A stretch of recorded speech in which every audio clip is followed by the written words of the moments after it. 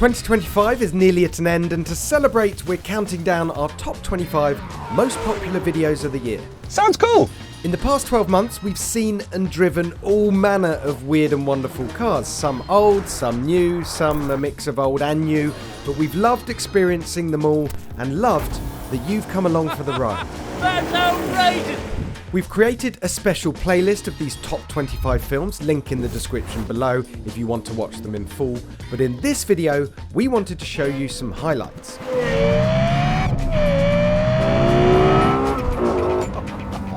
So, coming up, we've got Melons, tyre-melting supercars, two new masterpieces from Gordon Murray, and you will not believe what was the most watched part of our most popular film.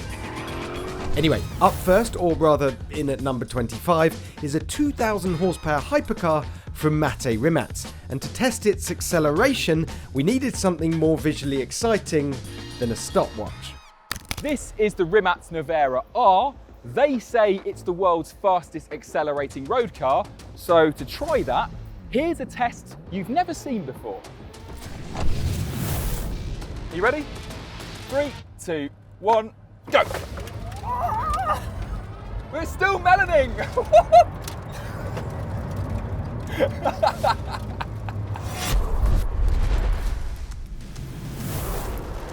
Big thanks to Charlie, who's usually behind the camera, for volunteering there. Testing G-force using unbelted passengers is very irresponsible, so I used the heaviest piece of fruit I could find to show what 0 to 60 in 1.8 seconds feels like. This car hits 125 miles an hour in 4.3 seconds. It's a lunatic. Not just making sure that the car is ready, you also have to prepare your body. Right, next are not one, but two new hypercars from Gordon Murray. You certainly liked the Le Mans GTR, but it was the homage to the McLaren F1 GTR that really blew you and us away. Over to me. This is the new GMSV S1 LM. Only 5 will ever be built, all going to the same customer who has a healthy obsession with Gordon's 1995 Le Mans winning F1 GTR and worked with the GMA team and his own designer to create a road legal modern interpretation of his all-time hero. It also commemorates 30 years since that Le Mans win. Again, the basis here is a blend of T50 and T50S, so we've got a 3-seater layout, we've got a 6-speed manual gearbox, but the engine is even more special. It's been back to Cosworth for some fettling, and it's now been enlarged to 4.3 litres, but it's not just been bored out, it's got lighter internals too, so it still revs to over 12,000 RPM, but now produces over 700 horsepower. Imagine what that's going to sound like. Insane. Right, let's do what we did on the Le Mans GTR and just walk around and point out as many details as we can. And the game here is to spot those direct references to the 1995 F1 GTR. One of the most hotly anticipated cars of 2025 was the Ford Mustang GTD, a GT3 racer made road legal and turned up to 11. Ford spent years chasing a sub 7-minute Nürburgring lap time and honing it for track performance, but we found other ways to enjoy it too. In terms of startup procedure in the GTD, it's quite complicated, so pay attention. What you have to do is put your foot on the brake and press this big red button. Then all that's left to do is put your seatbelt on, turn the traction control off, and away you go.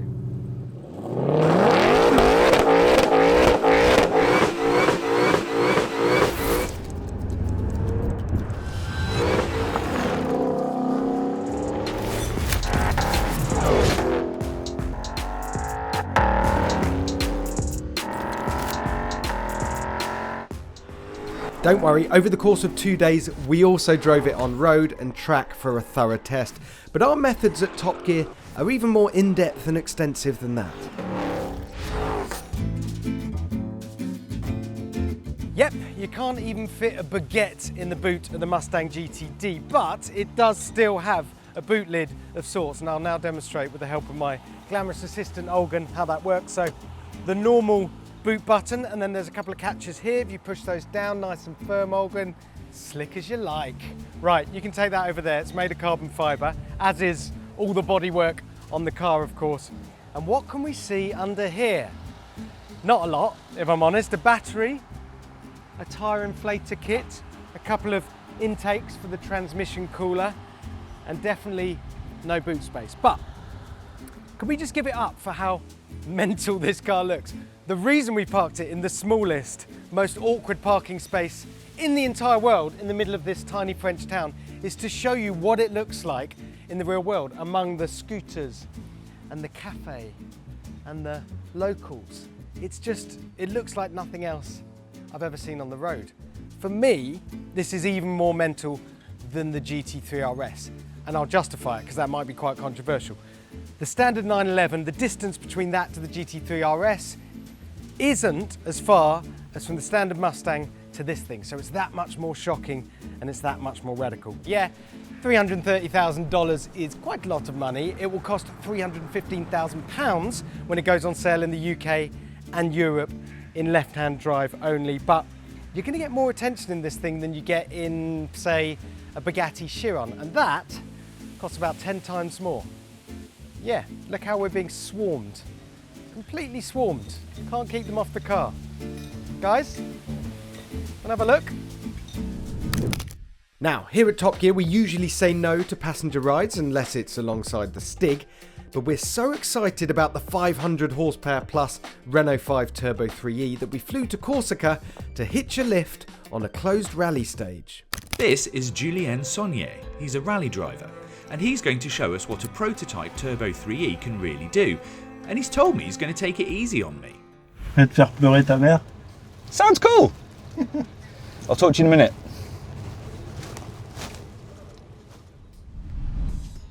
So here we are, Renault 5 Turbo. Now this is all electric, and it's got a carbon fibre body, so it weighs about 1,480 kilograms, which is actually quite light for this sort of thing, because with a 70 kilowatt hour battery, there's about 280, 290 kilos of battery down in the floor. Ugh! Interestingly, this carbon fibre body is one of the squarest in production, so the length in relation to the width makes it the squarest car that's currently made. It's very blocky, it feels very on the road, and actually quite light. Now, one of the reasons for that is because it's rear drive, but it has two in-wheel motors. Now, in-wheel motors obviously sit in the hub of the wheel, and they give you really fine control of the traction. This is on a cliff, good God. That's going to that rear axle, so you can torque vector, you can mess about with the car, you can make it tuck in harder by slowing the inside wheel and overspeeding the outside wheel. Gives you really fine motor control, and it seems to work. Also, the brakes seem to bring this car down quite well. It's very bumpy. Julien is doing a fantastic job of not throwing us off the cliff, and it feels like it's got lots of grip and is very light. He's using very small steering inputs, and that means it's going around the corners with plenty of traction. There's also quite a few things different to a normal Renault 5, because this chassis is obviously made by Alpine. So it's got the windscreen moved quite a lot further back. Now this car has drift assist, so you can actually plug it into the system and make the car do little skids. He's also got more drift assist in terms of this hydraulic handbrake, which sits vertically, so it's easy to grab. You can yank it back and do nice little pulls, which locks the back wheels and initiates the drift. The thing is, this isn't a supercar looking thing, but it looks like a super car. It's got those proportions, the wide arches. This is a prototype, and it's still got some chops. It's quite tight around here, but this is really going for it. It's got a lot of grip, especially on corner exit. I can't wait to drive it. This is just great. And also, this is quite a bumpy Corsican mountain road, and it's handling it really well. It's remarkably soft. The good thing is, when you get to your car parking space somewhere in town, you want to do a thing called a hard park. Now, a hard park is when you basically grab this handle and do this. And fin. Thank you, buddy. From new age hot hatches to old school supercars, in at number 21 was our film celebrating the very best V10 engines. Ollie Marriage and Jethro Bovingdon won the Office Battle Royale to marshal this one. Sometimes we think long and hard about the cars we're going to test on Top Gear, and sometimes we have a Carrera GT. And a Lexus LFA! Ha ha!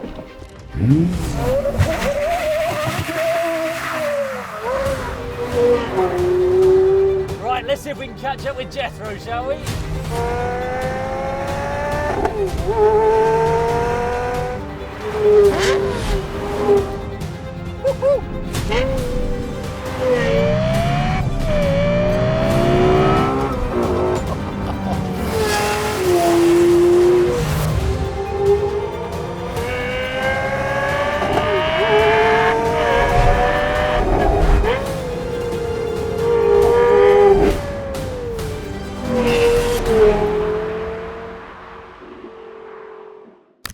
Next, we have a car that we haven't driven yet, but we can't wait to hear because of its screaming V12. It's the Lamborghini Fenomeno, a limited run special edition based on the 1001 horsepower Revuelto.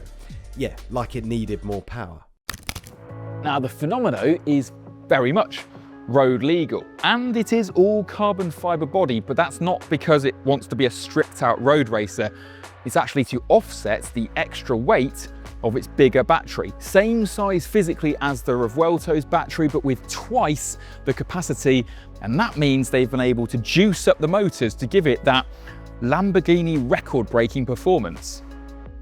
The 6.5 litre naturally aspirated V12 has only gained 10 horsepower, with Lamborghini engineers admitting it's been tricky to manage that in an engine that already revs to 9,500 RPM and has to comply with worldwide emissions rules. It's actually the electric half that's doing more of the heavy lifting. The 3 electric motors generate a combined 242 brake horsepower, 50 more than the Revuelto's hybrid system, and that's been unlocked with that new battery, which is the same size but slightly heavier than the Revuelto's because it offers up twice the capacity. That's how fast battery tech is evolving at Lamborghini. So, your 1065 brake horsepower Fenomeno beats the 1001 bhp Revuelto off the line, doing 0 to 62 miles an hour in 2.4 seconds and 0 to 124 in 6.7 seconds if you spec the super sticky optional track day tyres. Top speed is still claimed at over 217 miles an hour. And I'm prepared to take a punt that it's also going to sound mental, because look at the size of this exhaust. That's not a pipe, is it? That is a, I don't know, XL post box. From one 1000 horsepower hybrid hypercar to another. This is the Ferrari 849 Testarossa, the facelifted version of the SF9 Stradale. The new looks and new name have proved a little controversial, but there's no denying it'll once again be a tech tour de force. What it has got is quite a lot of character. Now, I thought the SF90 was a little bit mid, but the new car has a lot of things going on. Now, this one is actually the optional Assetto Fiorano package, but I'll explain that later. First of all, it's got this big black mask, which is the same as a lot of Ferrari contemporary cars at the moment, which makes it look kind of aggressive, but it's got shades of F80. I'm seeing Daytona. It's got a very tiered front end, so there's 2 very definite steps, including these little flicks which push air around the front wheel arches. It's got a lot of air at the front, which all runs through the back of the car, and as you move down it, it's got a weird kind of F80 vibe. So a very wraparound kind of cab forward stance, and then these doors, which have very accentuated air channels which feed the intercoolers in here. Now, this car makes more power than the SF90, so if you make more power, you need more cooling. This black stripe, which is present on all of the cars, is a kind of a corset, a kind of waist. It's an easy fix visually, but it makes it look kind of pinched and a little bit more Coke bottle-y, because these haunches are then almost pontoons. If you look at it from here, it's got this big fat shape. that feeds into 2 spoilers. On the normal car, these are flat. The Assetto Corsa gets a double step. Essentially, they're static spoilers, and then there's an active element in the middle which pops up to give high downforce mode. And then at the back, you've got 2 central exhausts made of Inconel, and you can see down into the engine. Now, obviously, this always shocks me when I see these cars, but that engine is almost on the floor. It's a twin turbo, it's got 1050 CV, which is about 1036 brake horsepower, 4-wheel drive with 3 motors. This is quite the thing.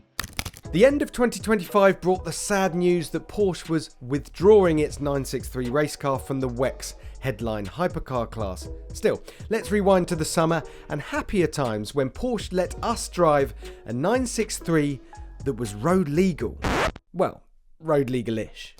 As you can tell, it's definitely a road car. Just doesn't start on a key. Starts with a sequence and a radio call and a laptop.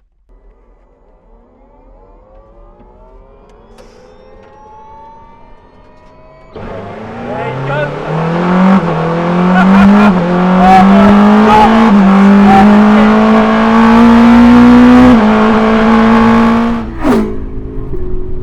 Yeah, it's a road car. Definitely a road car, this. They said so.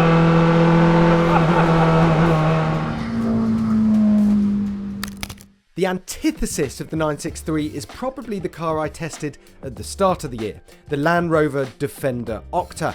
We drove it across the wilds of South Africa, but here I am doing what every owner will likely do most, drag racing it from a standstill. Stomp on the brake and stomp on the throttle and then release the brake. Slightly downhill, straight stretch of very quiet road I found here because a little gravity assistance never hurt anyone. Right, here we go. A little lag on takeoff, and now we're flying 80 for 100. That's 100, 0 to 60. You can time it at home.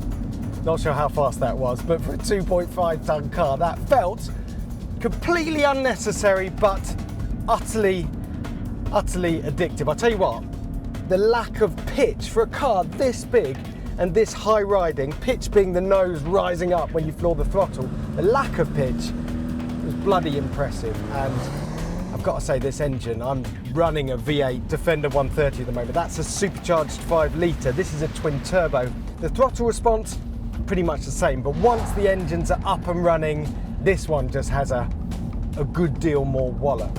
What we need now, really, in an ideal world, is a Ferrari F50. And as luck would have it, if you look out that way, no, I haven't got one.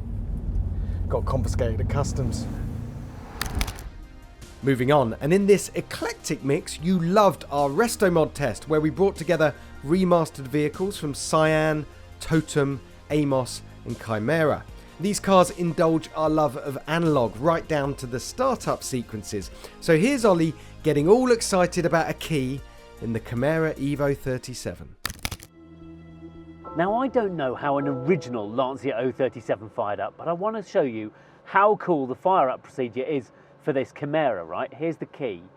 You press unlock, you stick it in here, give it a twist, and then you flick this little lever back, like that, which is the ignition, and then you pinch these buttons together.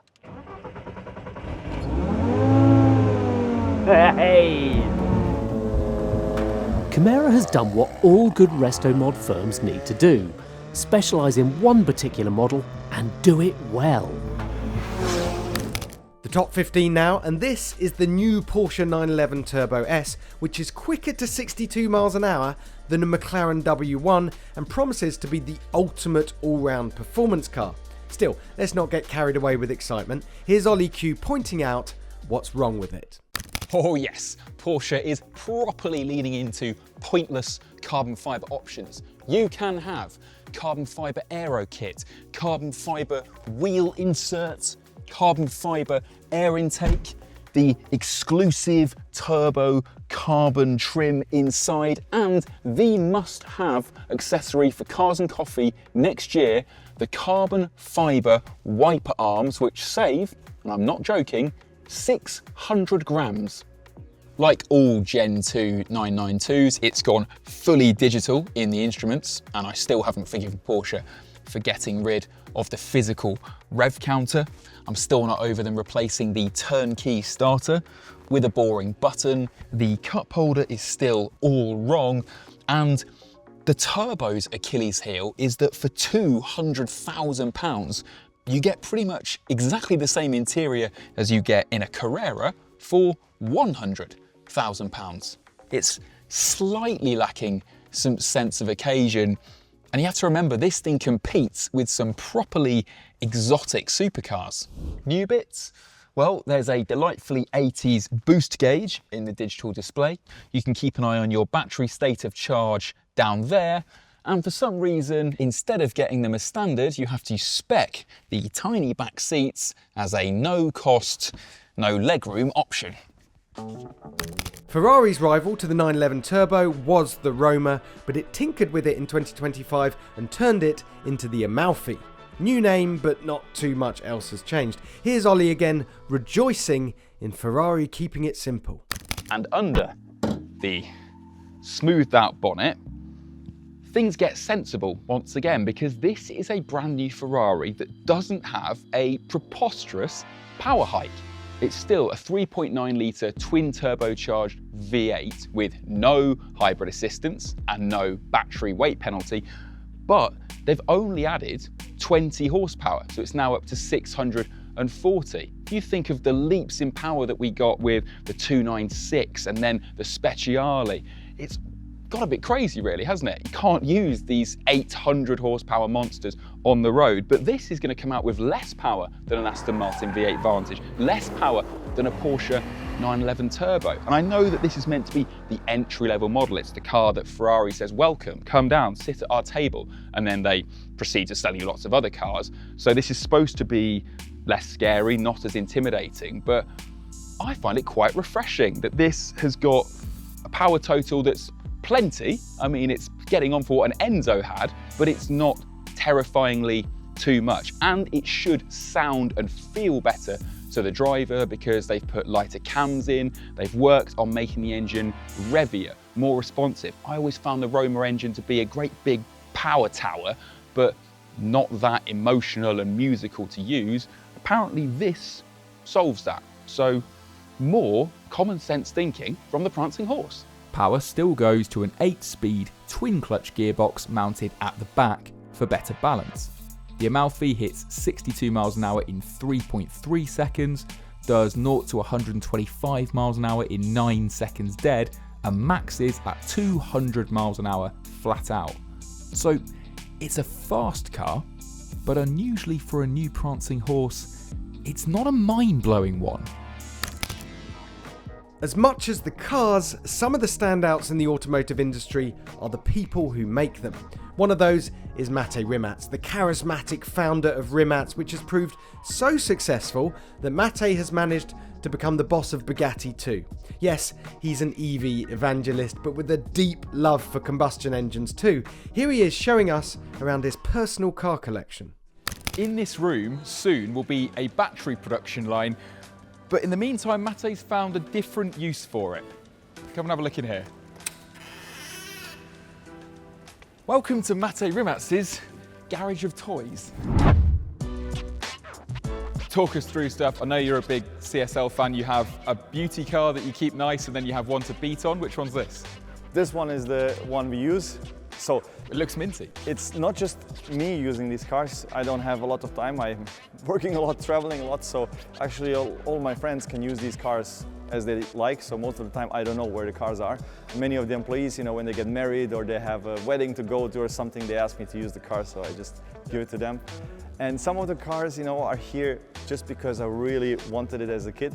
Like the Z4M, that was the first car I bought when I started to build a collection.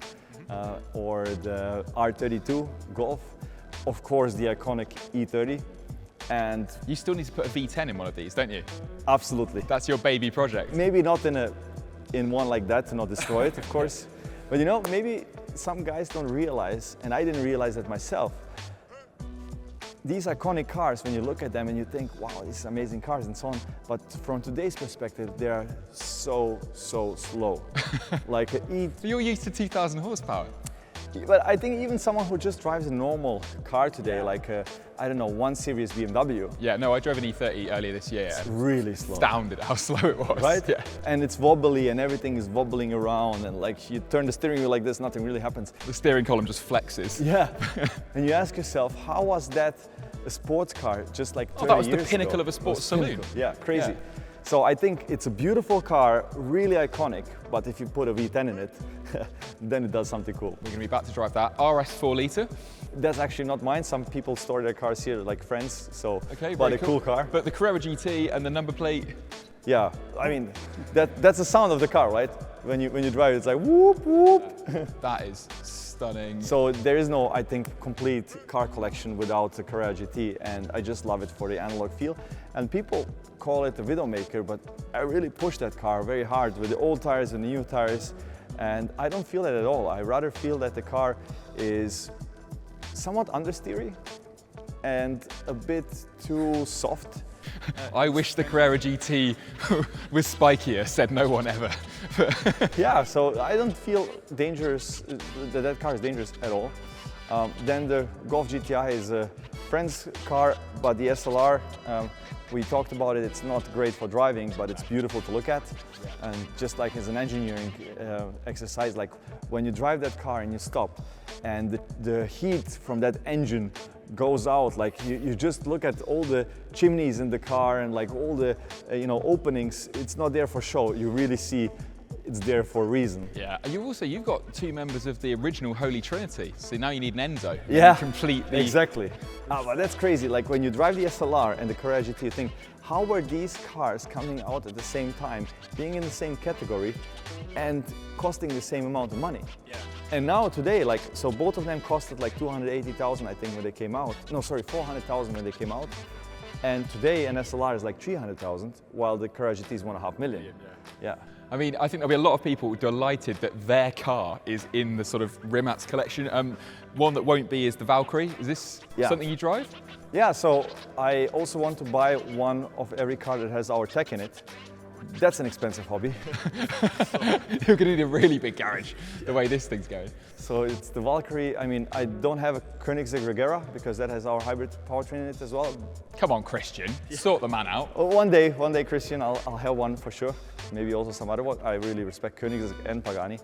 And of course the Pininfarina Battista, which is built on the Nevada platform. Yeah, so some of the cars are there because they have our stuff in there. Yeah. And yeah, lots of more will come soon. SF90 for a bit of benchmarking. Yeah, thank you so much for showing us around here. This is awesome. And thank you for taking us around the whole building, your brainchild. It's amazing now. I can't wait to see what it's turning out in the next few years. That's the thing, when you were here a few years ago, which you haven't been, but many people were here a few years ago and today they wouldn't recognize this place. And now when you will come back in a few years, which I hope you will, you'll see a completely different place. So yeah, look forward to that. Yeah, well, I'm sure everyone's loved that. Mate, thanks so much for your time. Thank you, Ollie. All the best.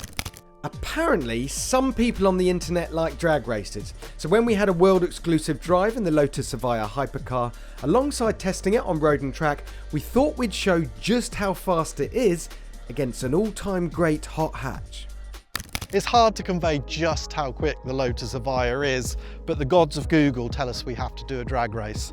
So what we really need is something with at least 1,000 horsepower, mid-engine, carbon fibre, the whole deal. Maybe a Koenigsegg, but sadly we do not have a Koenigsegg. Instead, we have this car, Honda Civic Type R. I arrived in this thing, I absolutely love it. It's an everyday performance icon, and we're going to get a graphic illustration of what it's like when you drive a pretty quick, really nice performance car against a spaceship. So here we go. No real drama to launching this car, put it in sport or track, pin the throttle, see what happens.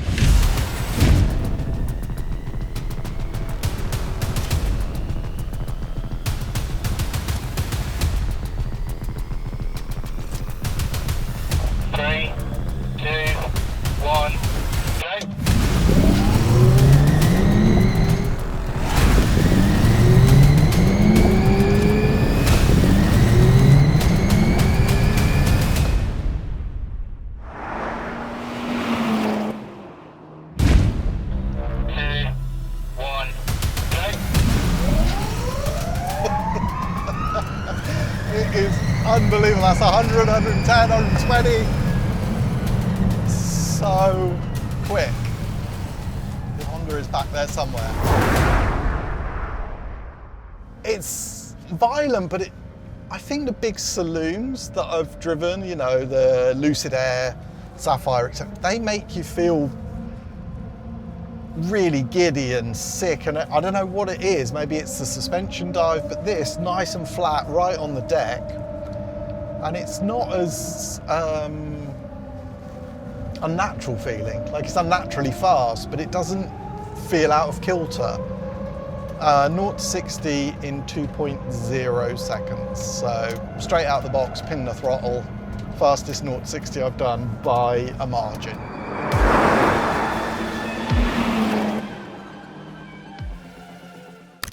We're on the cusp of the top 10 now, and we're back again with the Ford Mustang GTD. Earlier this year, before we drove it, we dropped into Multimatic's headquarters in Canada. They're Ford's partner in this mad Mustang project, and this was the first time anyone outside Ford got to sit in the finished car and rev its 815 horsepower supercharged V8. Now, I don't know if I'm allowed to find out what all those modes are, but I'm going to start the car and then cycle through the button and see what it says. They haven't told me what they are, so let's start it. Sounds like a Mustang, which is a good thing. Okay, I like that. I do like that. Let's see what modes I have. I have normal mode, custom mode, slippery mode, drag strip mode, which seems odd, track mode, sport mode, some pretty funky graphics. And then if I hit this one, I think I'll get track suspension mode and it will go down. From a brutal racetrack refugee to a beautiful bespoke supercar, this is the Alfa 33 Stradale, built in a very limited run of 33 cars that riff off the 1967 original. It puts tactility at its heart, hiding the tech behind stunning Italian craftsmanship. Welcome everyone to the interior of the Alfa 33 Stradale, and the guiding principle when they were designing this was to put tactility ahead of technology, and that is a philosophy that just makes my heart sing. And straight away, right in front of you, you've got this gorgeous 3-spoke steering wheel, shock horror, without any buttons or haptic feedback capacitive surfaces on it. It's just a steering wheel, and it's made out of gorgeous materials, as is the whole of the interior, to be fair. So you've got this lovely tan and brown leather absolutely everywhere. You've got this machined aluminium. It's on the wheel, it's right down the middle of the center console, it's all the way across the dash, and then you've got the leather on the top of the dash. So this is the more classic configuration for the car. It's also the correct configuration for the car because it is a retro homage to the original 33 Stradale. If you have no taste, you can also order it slathered in carbon fiber and Alcantara. But this is the one you want to go for. There is some technology in this interior though, so if I look at the instrument cluster ahead of me, it's fully digital, but I'll forgive it because it's surrounded by these amazing telescopic hoods that kind of reach out towards you, and you've got these lovely tactile, beautiful feeling metal paddles behind the wheel. Let's move on to the center console. Don't quite know where to start, so I'm just going to start at the back and take you through all the buttons because each one of them is a tactile delight, and there's some fantastic functions going on here. So the quadrifolio, the 4-leaf clover button here. If you are in the softer Strada driving mode, this is a way to shortcut to open the flaps in your exhaust pipe for maximum noise. If you are in the harder, more aggressive mode, Pista, then this is the way that you activate your launch control. Moving forwards, we have a twist knob, I shall call it, for turning on the ignition, twist it again to turn on your engine. This is a kind of iDrive style wheel here for your infotainment screen. What infotainment screen, I hear you cry? You'll find out in a minute. Then these two lovely knurled switches here. It looks like something you might find in an aeroplane cockpit. This one, you select first gear with the paddle, and then this is how you choose between manual or automatic mode. and this one over here is how you select reverse. Up onto this section, this is how you select Pista and Strada modes. Turn it again towards Pista and you'll go into Pista with ESC off, and underneath it another switch for the suspension, so you can be in the more aggressive driving mode but have the softer suspension, aka the settings that you want for UK roads. Some more switches over here. Port, that is simply to lock and unlock your doors. Assetto, that is for the nose lift system. And Telefono, that is so you can answer your phone with a mechanical click of a switch, which I absolutely love. And I've saved this one to last because if I flick this, a screen magically emerges from behind the dashboard, and this is their philosophy entirely, hiding the technology behind there. So you can change your navigation, you can change your phone settings, you can change your climate control, and then you hit this again and away it goes. This over here is your glove box. Oh, I almost forgot the entire switchboard above my head, which makes me feel like I'm in Top Gun every time I look at it. Another row of switches up here. This is internal lights. This is a very cool one. So if you hit this, there's electrochromatic glass in the panels above your head. Click it once and they go dark and tinted. Click it again and they go clear and let in more light. Heated wing mirrors, heated front screen. These are for your electric windows. That is a rear view mirror that takes a feed from the camera behind you. And that's about it. Oh, there's a handy little groove here for putting your phone in. I thought that was nice. It's interesting, isn't it? Because we all know that this car has its roots in the MC20, and the mission here was, can they raise the perceived value of a car by using clever design, amazing materials, tactility and analog features instead of just slapping screens all over it, to raise the perceived value of this car, right? Because it's going to cost so much money. And you know what? I don't know if they've gone the whole hog and made it 8 times more expensive feeling and looking than a Maserati MC20, but it is a big step on, and one of the loveliest interiors I've ever spent some time in. Right, another drag race for you, and this one was pretty special.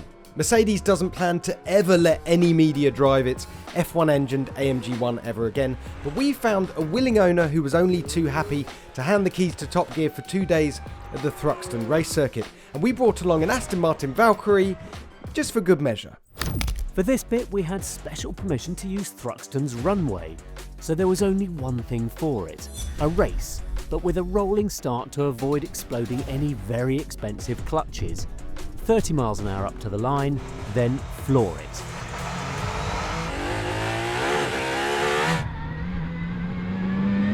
The Val's got a good lead!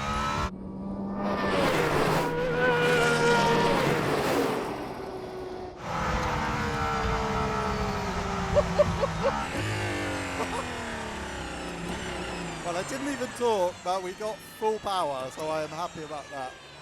That was impressive. Nice one, Valkyrie. From the damp of the UK to the deserts of the UAE, our most popular Porsche video of 2025 didn't feature a Porsche at all. Well, sort of, ish. I'll let Tom Ford explain. This is the Marc-Philippe Gembala Marcienne, a 750 brake horsepower, very specific take on what it means to be an off-road Porsche. But what do you do with a car like that when you're in a place like this? Well, you. And then you.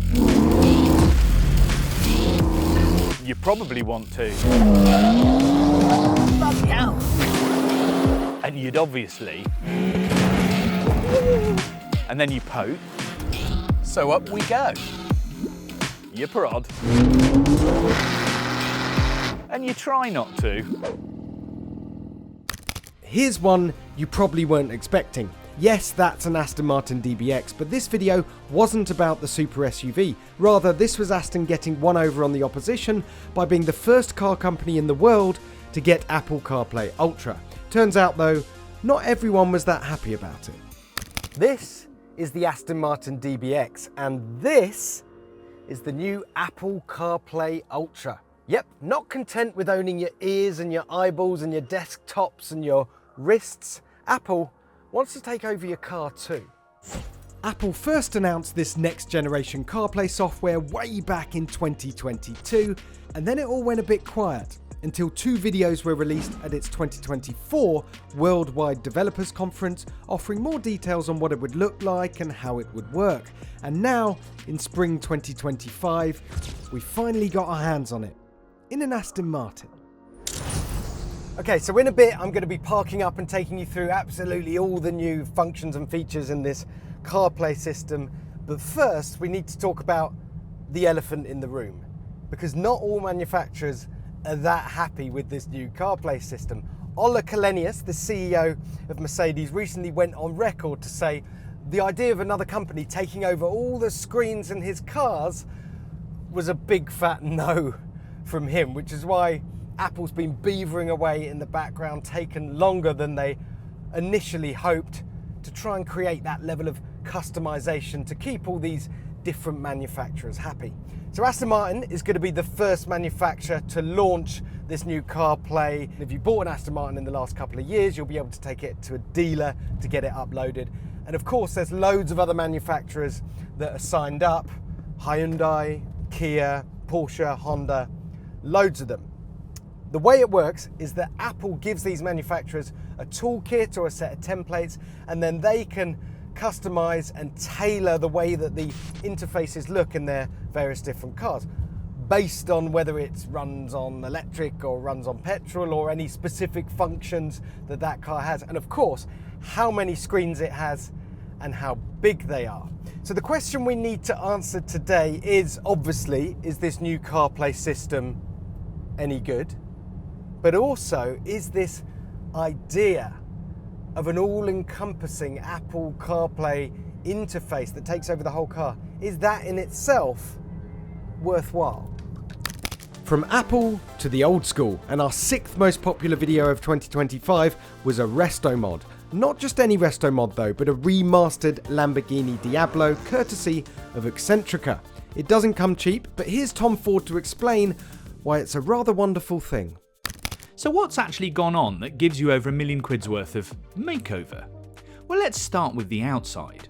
The Excentrica is a little bit different. It still looks entirely like a Diablo, but it's changed in pretty much all of the ways. This entire body, for a start, is carbon fibre rather than aluminium and plastic, saving 40 kilos all on its own. And if we start with the front, it's kind of leaner, sharper, a bit more razor-like. It's got, instead of pop-up lights on the original, it's got these linear actuated ones which kind of slide back and forth. The front is very horizontal, so it looks lower and wider, and it's a lot cleaner. And these LED daytime running lights cost €80,000 just on their own to homologate. Then there's things like the shapes that come over the front of the car. They're just sharper. It's still got the knacker ducts in the front, just like that car, but they're a little bit more razor-edged. It's like a Diablo, just seen in full resolution. And the same thing has happened to this entire profile. It's kind of been shrink wrapped, and it's tighter and more modern, but still entirely diabolical. I mean, the obvious stuff are things like it's got 19-inch wheels instead of the 17-inch items on the older car. And then up here, we've got much larger intake scoops that sit on the top of the roof, and they feed fresh cold air directly into the intake plenums on the engine. Then there's these big intakes in the top that still speak to 14-year-old me. But there is something odd that still makes me smile. And do you know what that is? It's this wheel arch. Now, if you look at it, it's not square and it's not round, but it is entirely a Diablo. It's cool, isn't it? It's a bit different in here. For a start, all of the center console has changed and everything is covered in absolutely gorgeous suede. Look at these seats. They seem to be a little bit lower. I've got a tiny bit more headroom than in the other car. But the big news is the dash. For a start, that massive binnacle has disappeared. So I have a full windscreen to look out of. And then all of the dials are in this flat panel here. And it's kind of embraced retro futurism. It's like a complete game system. So there's oil pressure, oil temperature, coolant temperature, a big rev counter here, which is all pixelated. Then the lights are on the left. There's various different buttons. They're kind of in the style of the original Diablo in that they're big and blocky, but they're a lot more resolved. That's the start button. And then here in the center console, obviously, we've got this really gorgeous manual gear lever that's in this big open H-pattern gearbox. Then there's the ignition here, the parking brake is here, and the traction control button is here. And to engage them, you push them forwards. Then there's different things like a nose lift, which you wouldn't have in the original Diablo. Back here you have the drive modes. There's Aqua, which is wet, Strada, which is road, and then Pista, which is racetrack. And then the electric reverse is here. So this is actually now a 6-speed, and the electric reverse is just engaged by a button. You can flick between the modes. There's another rev counter in the really lovely thin-rimmed steering wheel, and because this has got power-assisted steering, you can actually use this wheel without having to engage all of your forearms. Then on the wheel you have the indicators on little buttons, and then you can flash the lights and wash the windscreen. It just feels much more resolved, and there's loads and loads of detail in here that makes it feel really special. There's a Marantz stereo which has been bespoke made for this car, and then you can see some of the carbon cross bracing that punches through the structure of the car and heads towards the sills. It's a resolved, modern, bespoke, elevated kind of vibe. It is a Diablo, but not. If Excentrica somewhat tamed the Diablo, our next film featured something altogether unhinged, the Bugatti Bolide. It's the result of someone asking, what happens if you put the Chiron's 1600 horsepower engine into a track car? Well, this.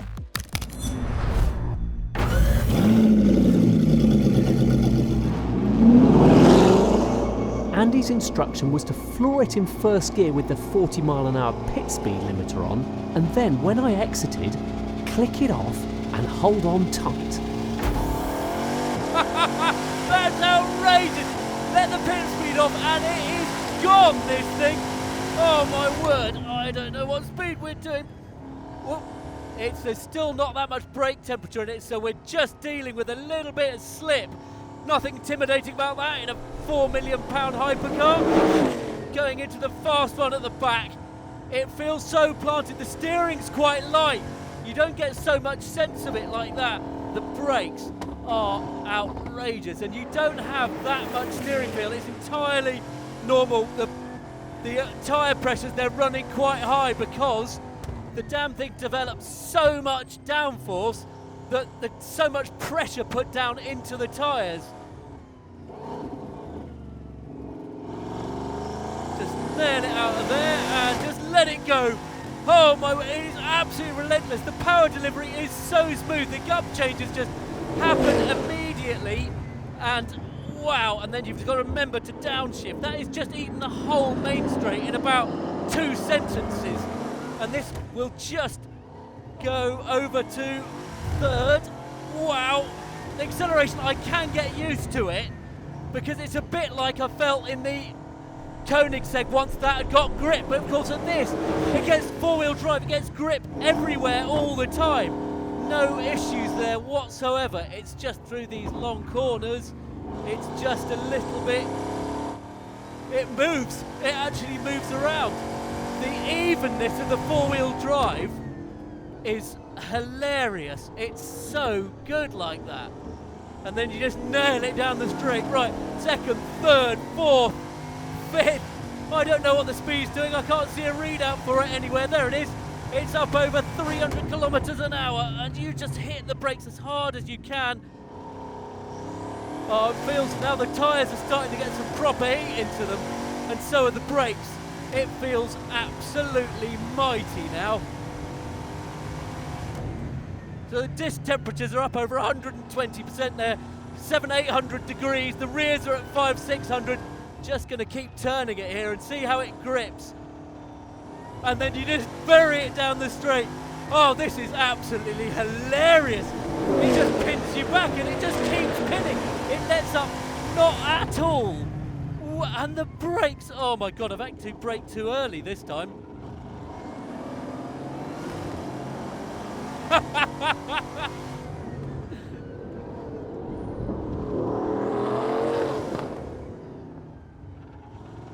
It's so good. When it starts to move, it's really benign. I can't believe it. That's astonishing.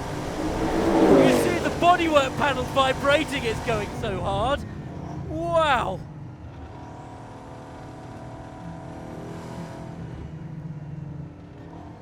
Andy's had to tell me to back off a bit because I'd entirely forgot about doing a cool down lap. You just get sucked into it, you get carried away. And I'm probably going to get very effusive now because, wow, I mean the visibility out, it's not great. This A-pillar and the high front arch do block a lot of visibility into sort of tighter left-handers, but everywhere else, wow, it goes. It really, really goes. Overall, the Bolide isn't nearly as menacing to drive as it is to look at. Its low-speed traction, high-speed stability, overall grip and those astonishing carbon brakes mean it can cope with everything the 1600 horsepower motor can throw at it. It's very harmonious, smooth and approachable to drive. I felt safe pushing hard almost immediately. Maybe it could be more unhinged, but this way it gives you the bandwidth to fully enjoy the star of the show. The last ever outing of Bugatti's remarkable 8-litre quad-turbo W16 engine.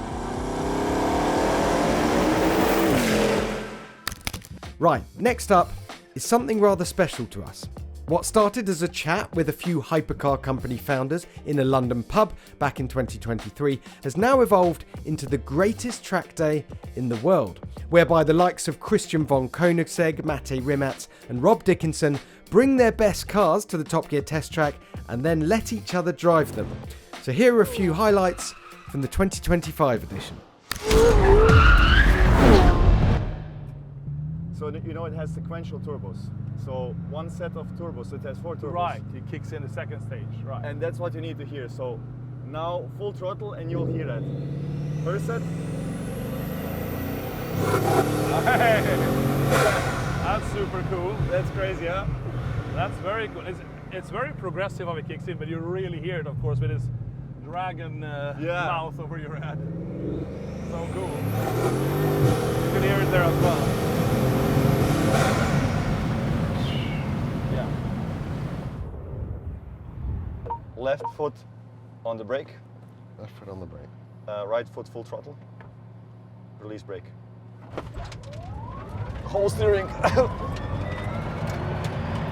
200. Dude. You should have kept going. Okay, 300.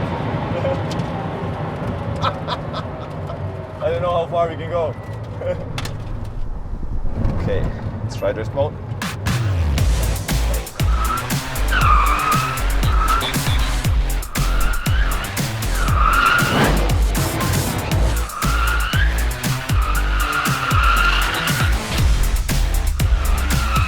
Dude. What? Woo!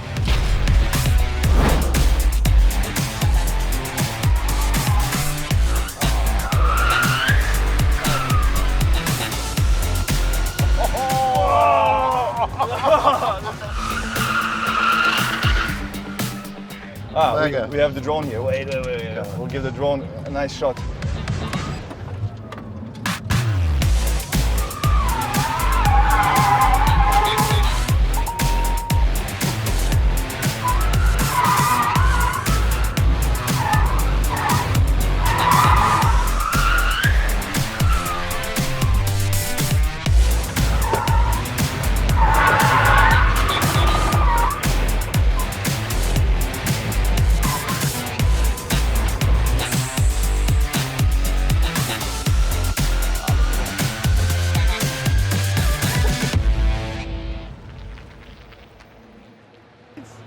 They are well done. I need a moment. Medium well. Also shot at the Top Gear test track, our third most viewed video was something rather momentous. Enter the McMurtry Spearling, a tiny track car that weighs 1,000 kilograms, produces 1,000 electric horsepower and has fans that spin up to 23,000 RPM to generate 2,000 kilograms of downforce from 0 miles an hour. Stig sufficiently warmed through, it was the moment we'd all been waiting for. Can the McMurtry dethrone the Renault R24 F1 car as the fastest thing to ever go around the Top Gear track? The time to beat? 59 seconds, set 21 years ago. Deep breath, let's join the Stig in the cockpit and run the clock.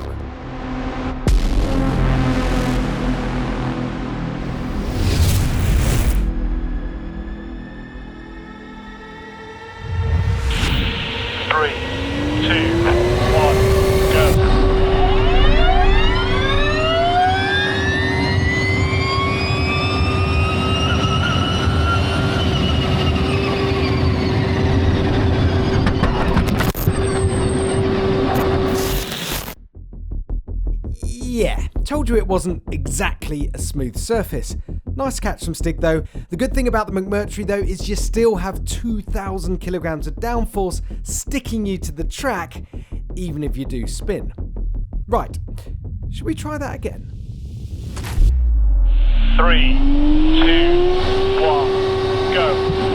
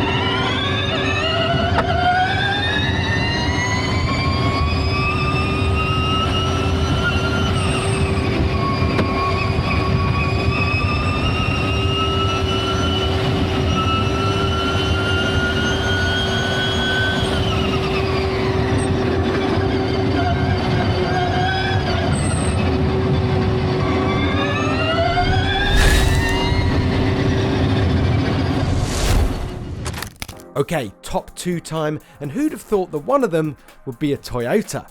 Our world exclusive deep dive on the new GR GT went crazy, racking up over 3 million views in a little over a week. When the established supercar makers of the world are chasing ever higher power outputs that need ever more complicated electronics to control them, Toyota has made a pleasingly straightforward supercar.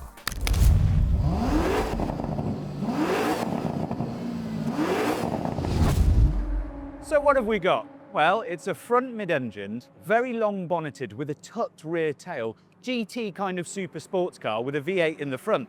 It's two-seater and it's rear-wheel drive. It's made up mainly of an aluminium space frame, but there's lots of carbon in there as well. So the bonnet, the roof, bits of the rear bulkhead and the trunk lid are all carbon to keep it strong but light. It's kind of like a Japanese Mercedes AMG GT or a Dodge Viper or any of the other cars that have got this kind of layout. But it's definitely got street presence, and it is a car that's going to make you rethink what you know about Toyota. The front does remind me of American stuff though, just flatter and lower. In fact, it's a very low and rectangular car. And just take in the length of that nose. Toyota reckons this is one for the drivers, so it's gone to a lot of trouble to keep the fundamentals right, and that means functional aero and a really low centre of gravity. And if I stand here, you can see just how squat and wide this car really is. It's just above my knees. So if we take it from the front, you've got big gaps for intercoolers and radiator cooling. Then there's a big hood scoop, a bit like an old rally car, that vents out of these triangular vents on the bonnet and up over the windscreen. There's shades of LFA in there, and then as you come down the side of the car, you notice just how low it is. Then there's a big outlet here, which lets all the turbulent airflow go past and out past the 20-inch wheels. As you move further down the car, it's very sculptural, it's very long. Just drink in the length of that bonnet. And then it comes back into a little intake here, which is slightly flying buttressy, which again is a little bit like the old LFA. And then as we get to the back, you've got this kind of big double movement ducktail spoiler, but it's notable that there's no active aero on this car, because that would add weight higher up and compromise that low centre of gravity. And it also adds complication. This car feels quite simple. In there is the gearbox and the electric motor, and then quad exhausts in their own little pods. There's sort of a Venturi down there, but it's nothing too aggressive. But compared to some of the other stuff that's on the road, this has got real street presence. Right then, the big one, our most viewed video of 2025 on nearly 4 million views, and it's a $20,000 electric pickup truck. Okay, the fact that it's a $20,000 pickup that Jeff Bezos has invested in might have piqued your interest, but this cheap and cheerful workhorse could revolutionise the American pickup market. As for the video itself, the wonders of YouTube analytics tell us your favourite part was the interior, specifically a little something attached to the window that our younger viewers might not have seen before. Welcome everyone to the interior of the Slate. And what is it about absolutely bare bones basic interiors that's just so appealing? I absolutely love it immediately. But let me take you through all the stuff that isn't here. First of all, manual wind-up windows. So good. When's the last time you experienced those? Some of you probably never even used them. So it comes out the factory as standard with wind down windows, but you can add in electric windows as an aftermarket accessory. In fact, you could, in theory, just have one window electric and one window wind up. So treats for the driver and basics for the passenger. Right, that's the countdown complete. You'll find the videos in full in our playlist, but until next time, thanks so much for watching the Top Gear YouTube channel in 2025, and just wait until you find out what we've got coming next year.